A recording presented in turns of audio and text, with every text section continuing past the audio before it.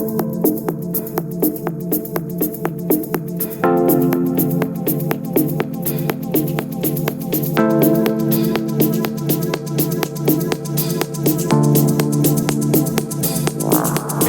is Coin News Extra, a crypto and blockchain media platform in Nigeria.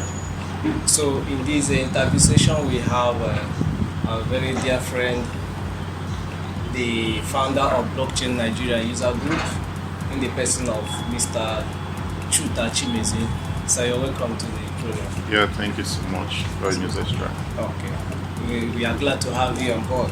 Yeah. So we're going to talk about briefly about the state of blockchain and digital assets in Nigeria, the way forward. So as a stakeholder in the industries, so we want to know your own opinion about it. But before we continue, so I want to know briefly about what Blockchain Nigeria User Group is all about. Blockchain Nigeria is a group is a group of professionals, innovators, enthusiasts, developers, investors across Nigeria and even across Africa who share the common interest about the revolutionary tech of blockchain. And is an umbrella body where we express ourselves and use as a platform to advocate, as a platform to collaborate, and also partner with relevant organizations and agencies that share the same affiliations with what we also share. Okay, that's very good. Blockchain Nigeria User Group, there must be something that led to the formation of Blockchain Nigeria User Group. So could you just explain the few things that led to the Okay, in 2016, after I completed my free MOOC course at the University of Nicosia, Cyprus on digital currency, I participated with over 75 people across the world, and there were only about 5 people from Africa, and I was privileged to be among those few people who took that course. So immediately after the course, I felt that this is very interesting, this is very big, this is a technology that will change people's life, and I began to quickly look for avenues that we can use to reach out to people. And that was how we birthed the organization. I just talked to a few of my friends, and we resolved that it would be a very good thing for us to do and initiate the process of educating people, the process of creating the needed awareness, the process of engaging stakeholders so that we can begin to engage in thoughts that will drive the expansion of the industry. And that's exactly how it formed. And of course, I want to say that we don't run it like a structural system where you have hierarchy and all that. We completely run it as a decentralized organization, and I'm just a coordinator. Though I founded it, I coordinate activities, but we don't have all those structures that will inhibit people from expressing themselves. We want to run them as community, and people are free, people are equal, people are just on the same level with one another, and we share these ideas, and he has been helping us because the hierarchical structures that we have in government, sometimes they impact innovation. People may not be willing to make contributions when they think that, oh, I'm not at the top and all that. But in blockchain, we remove all those hierarchical things and allow people to see it as a community where they can make their contributions. Ecosystem in Nigeria. So one of the challenges that we're facing in the blockchain and digital asset industries regulations.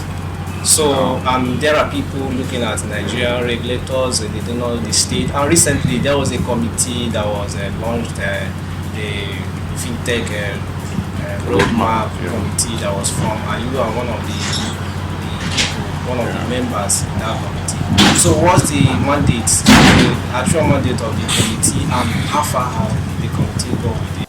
As early as 2018, when SEC Nigeria recognized that the fintech ecosystem needed to be rejigged, and there were new products and new services that are coming up and there was need to look at how all these things can be galvanized to strengthen the Nigerian capital market.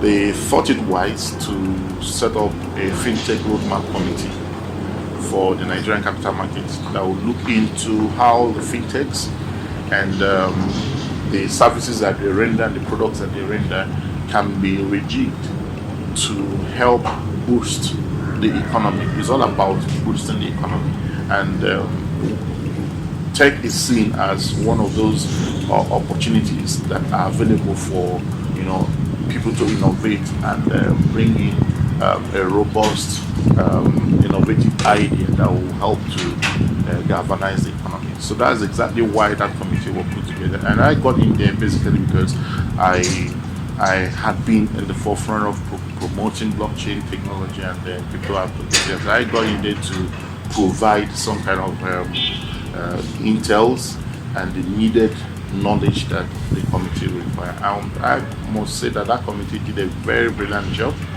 and by the last quarter of 2019, the report was finally submitted and accepted by the Capital Market Committee of Nigeria, and that acceptance necessitated what has just been done recently, which is to inaugurate the implementation committee, because unlike every other committee that we have had in Nigeria that writes reports that ends up in dustbin of history, this particular report that we were able to put together has a time frame for implementation.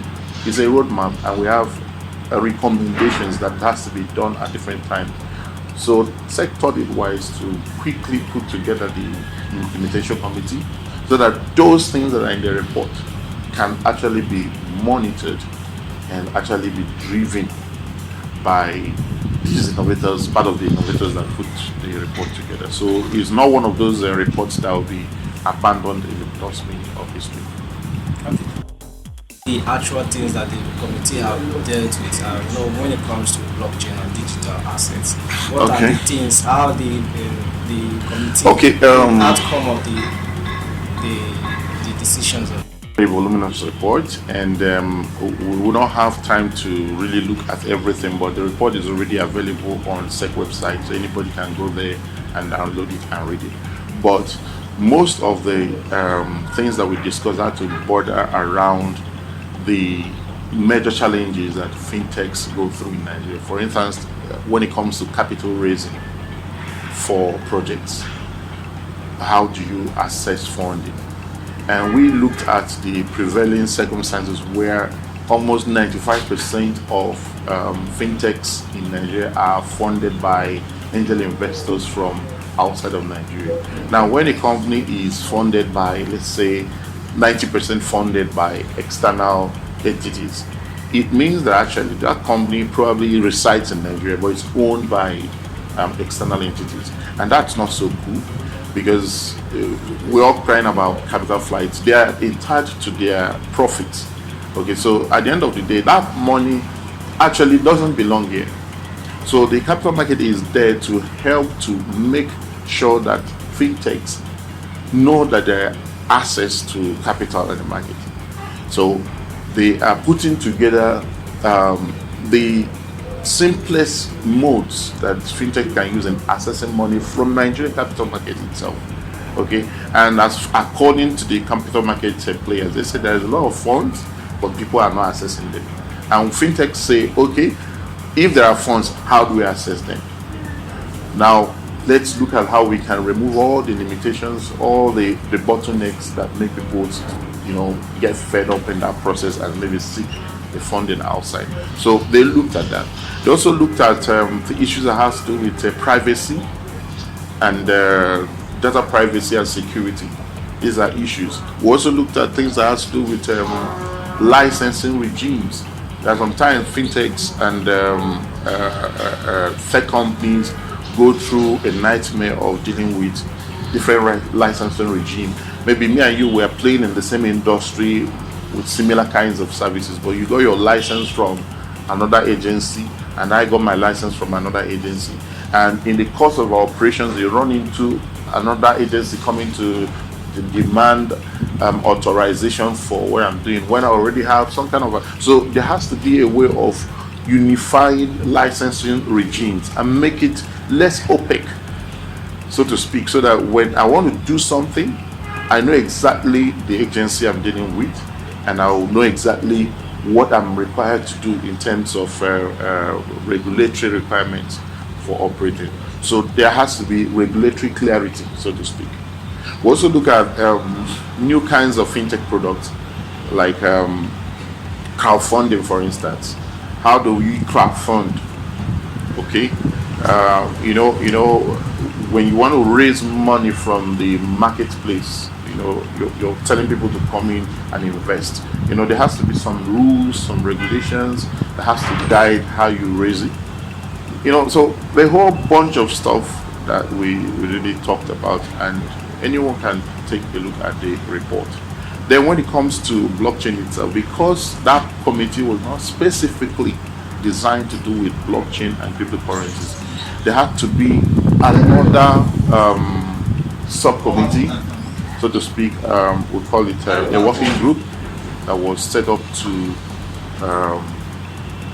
examine blockchain technology and related kinds of products in that industry. Okay, so that was what necessitated a blockchain virtual financial asset working group.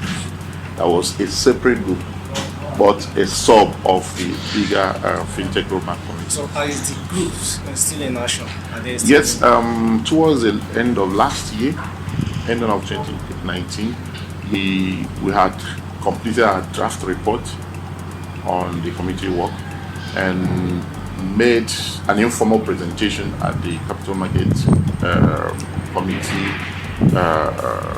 and last quarter meeting.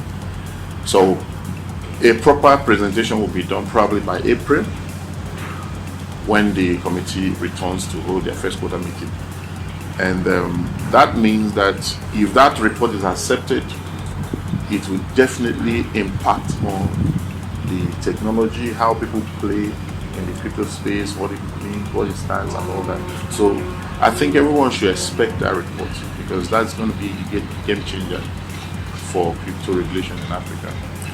the people that are in that committee, the subcommittee for blockchain and cryptocurrency, are they on crypto? Because where I'm coming from is that we're looking at the situation and there are plans to form a research committee in blockchain and cryptocurrency space to look into the possible outcome of the regulators and their decisions. Do you understand what I'm trying to say? That are there plans to form a committee in the blockchain space to be able to know, to sit and to discuss the possible outcome of the decisions of the committee from the SEC and other regulators? Okay, so the committee was formed with members of the blockchain community,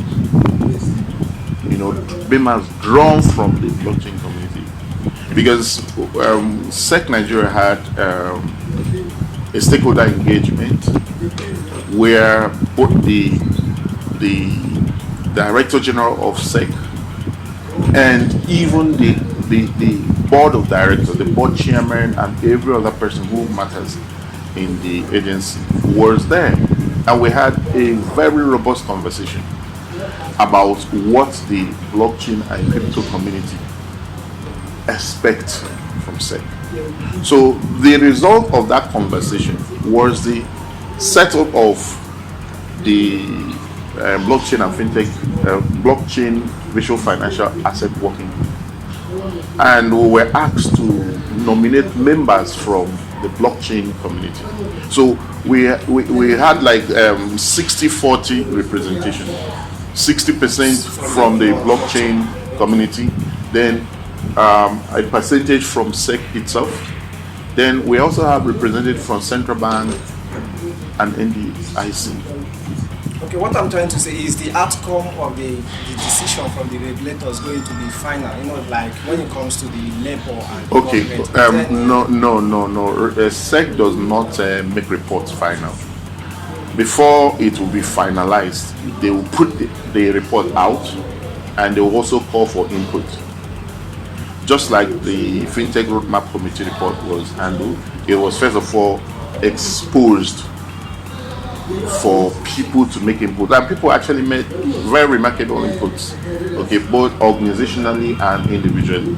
So when this report comes out, it will also be exposed expectedly, and people will be free to make their comments, make their additional recommendations. If there are areas that probably we did not think about, people can make input. If there are areas where our recommendations are probably not acceptable to them, they could give reasons why it should be viewed differently. So the exposition of the reports will definitely be part of what will be required to make it a holistic document that will be acceptable for everybody. It's not a document that will come and you say, okay, you must do it like this. No, everybody has the opportunity to make an input. From the look of things, we have been able to observe the way things are going. It's like the Nigerian regulators are friendly because of the things that have been coming up. Nigerian regulators are friendly with the blockchain and cryptocurrency industry, and I believe that the outcome of their decisions and everything will be to an extent in favor of the blockchain and cryptocurrency space. That's from my opinion. And there are many companies, industries that are out there, foreign companies that are out there observing what is happening here to know, and there are some that have found their way into the Nigerian blockchain and digital asset community. So are there set standard to regulate, to protect users, Nigerians, from possible scams and substandard projects coming into Nigeria? You know that SEC is an agency that is mandated to supervise activities that go on in the capital market. Now, that supervision serves several purposes, one of which is to protect investors, to create a level playing ground for operators, and to grant investors the confidence that they require to play in the market, among other things. Now, without regulation, it will be impossible for anybody to hold anybody responsible when something goes wrong. It's like, look at it like a football competition, and you have 11 men here, 11 men here, and the ball in the middle, and there's no referee and there's no linesman. What do you think will happen? It will be chaotic. Okay, so look at what SEC is like, the referee and the linesman. Okay, you are saying that the decision, everything, the protection and governance of everything lies solely on the SEC. No, there's an aspect. Remember, I said that their role is to regulate the capital market. So when you say capital market, you know that cryptocurrency has to do with the capital market, so to speak. But the blockchain technology is outside of the capital market. So SEC will not regulate the technology, but they will regulate the activities of operators. Do you understand? In the space. Do you understand? So everything about cryptocurrency has to do with value digital assets. Do you understand? Digital asset is financial, is capital, is market. Okay, so because it has to do with the movement of value, someone has to be a referee.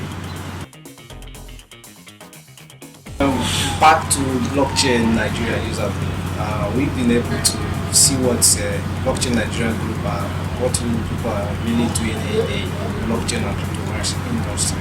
We're able to, in just few years, we're able to organize up to 9 consecutive conferences in different regions of Nigeria. So I want to know what have really given you people the strength, or given you the zeal to go about all this. Okay, so when you talk about zeal and strength, I think it has to be to do with being able to identify opportunities the technology offers and being able to take proactive action to maximize the advantage it brings. Okay, so it's not everyone that will see things that way, but we saw these opportunities ahead of others. And instead of waiting for someone else, probably other people have some things that they were already engaged with, and they will not leave it because of this. So I felt that we can make it happen for us instead of waiting for someone else to come and do it for us. I mean, if not us, who? And if not here, where? And if it's not now, when are we going to do it? So that was my thinking, and I felt that no, we can do it, and we have enjoyed a whole lot of good relationship from our sponsors and our partners, because these are people who found value in things that we're trying to do, and because of that value, they were able to support us, and we have been able to achieve as much as we have achieved thus far. Okay, so I think I will not be able to tell exactly what the driving force is, but I think the passion to see a revolution happen in my lifetime is part of the reason. Still on blockchain Nigeria user. You blockchain Nigeria user have a program that is coming, a conference that is coming up in this February. So what are we expecting in this program? Okay, each time we hold our conferences, we select a team and build the conference around the team. We have had conferences on blockchain and cryptocurrencies. We have had conferences on blockchain and AI. We have had conferences of blockchain and digital financial assets. Now we are doing blockchain and decentralized finance. Okay, and for short, decentralized finance is now going by the name DeFi. DeFi, as it sounds, also means defy existing financial systems. Also, so we're looking at these new types of financial products that are coming out of decentralized protocols. Decentralized protocols are completely opposite to centralized platforms like fiat-driven currencies of the world, like Naira, US dollar, and pounds. Okay, now every one of us, we know the limitations of these fiat or government-issued finances, types of money. Now, the world is going deeper and deeper into decentralization. So they want to see people truly take control of their assets without any middleman. I know it's very risky, but of course, we also have big risk when the finances are under the control. We have seen many times banks go down and people lose their money. We have seen many times monies of government issued currencies drop in value. And it's not because of anything that the individuals have done. We are just victims. Okay, so gradually everyone is of the opinion that we should control. If I earn money, I should control it, and I should be responsible to what happens to it. And that is where DeFi comes in.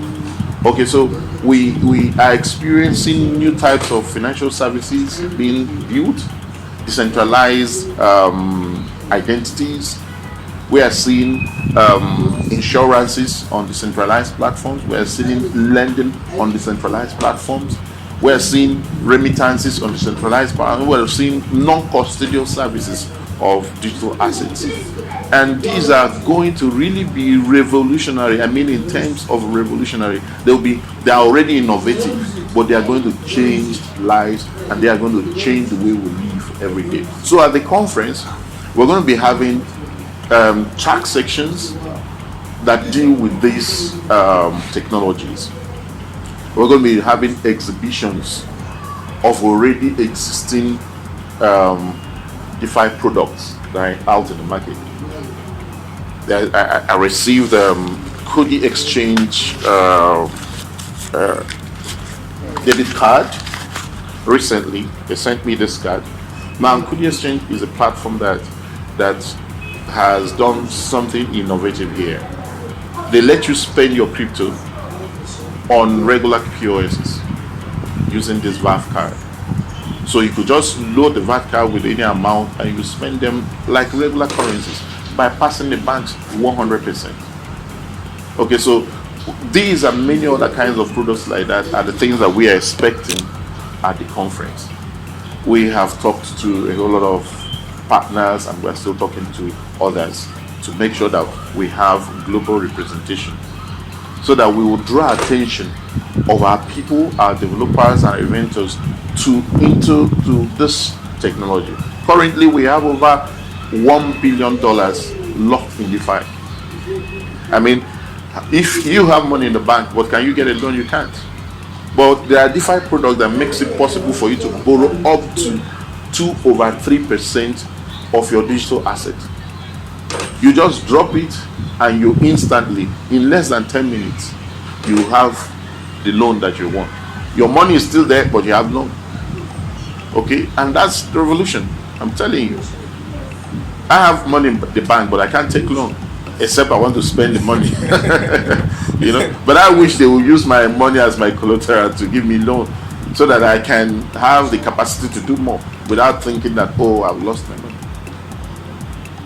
That's very great. We are still on the blockchain Nigerian user group. Recently, even CoinUser carried the news about blockchain Nigerian user group partnering with an Asian privacy platform, Quaras. Yeah, Quaras. So what about this now? Can you explain a little bit about the partnership?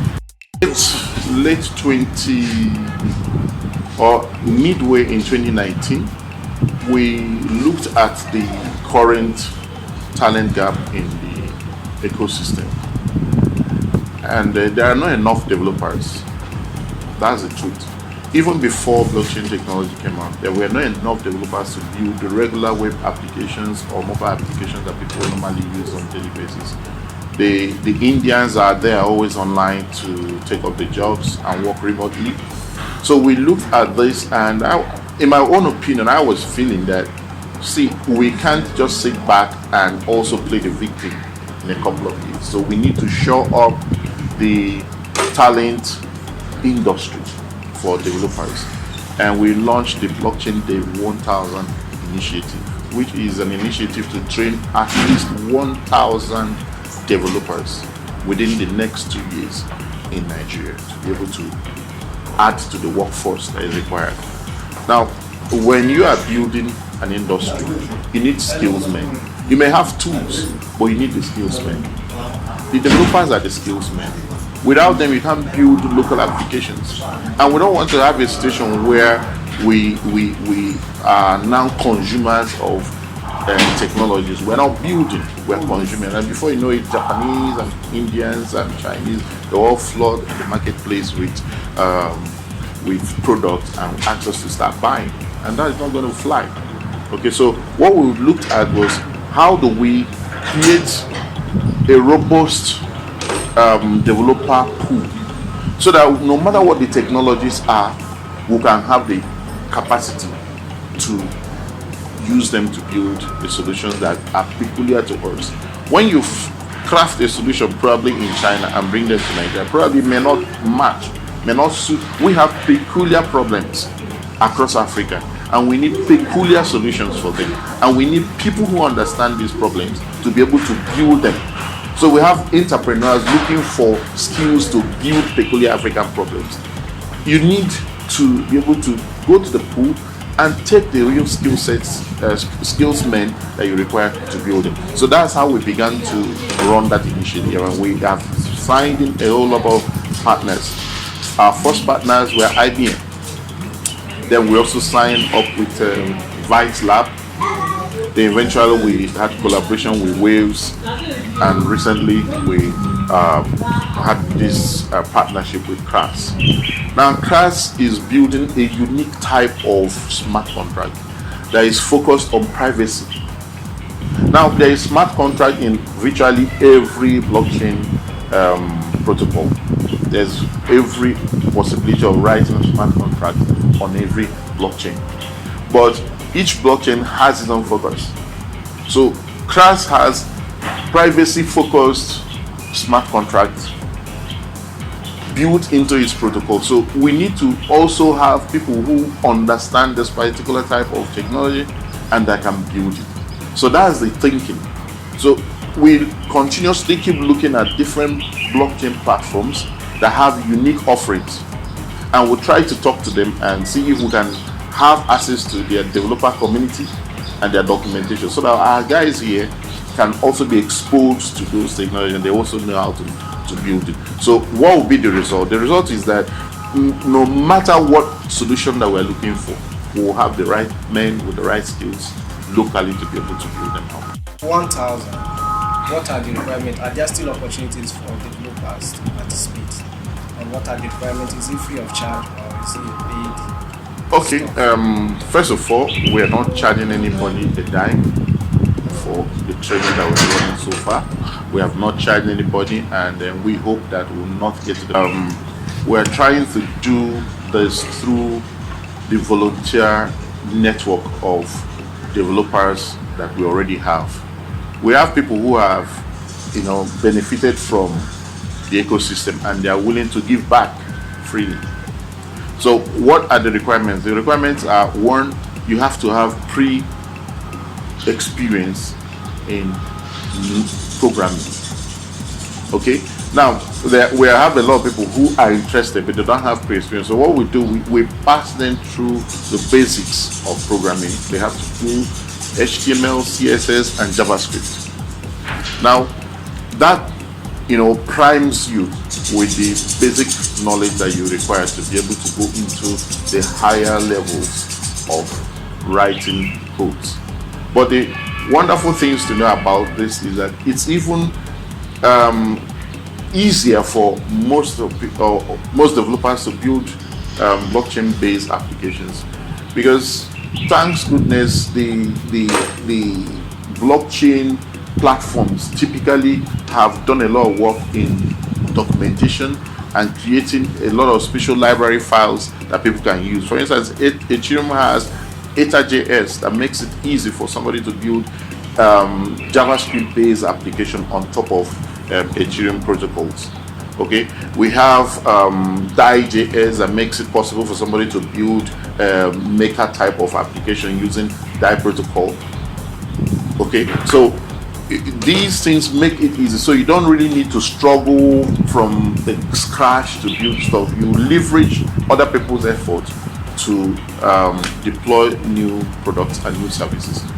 So our developers are usually exposed to all these things, and It's free of charge. it's free of charge. Okay. That's what advice do you have for startups or companies in the blockchain industry and the people that are participating to defend that, like the people at the sideline observing what is going on? What are your advice?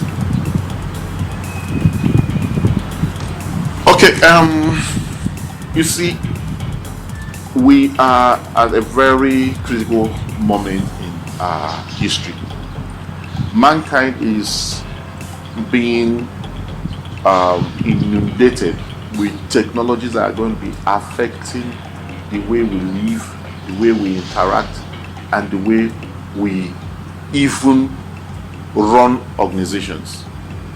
Now is the time for everyone to take another look at what is going on, because we are very fortunate that we are at the threshold.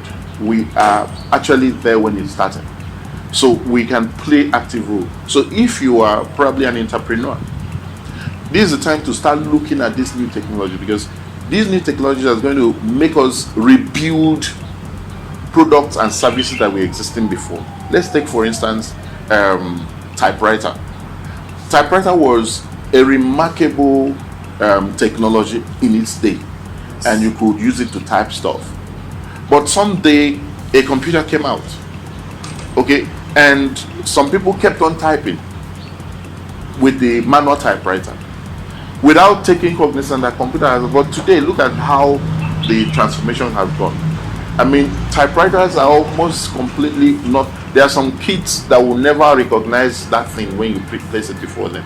So in different industries, there have been transformations, and we are seeing this magnitude of technological transformation going on right now. So it's a time to dive in as an entrepreneur, start looking for how you can recreate existing products, existing services. You can recreate them using these new technology tools.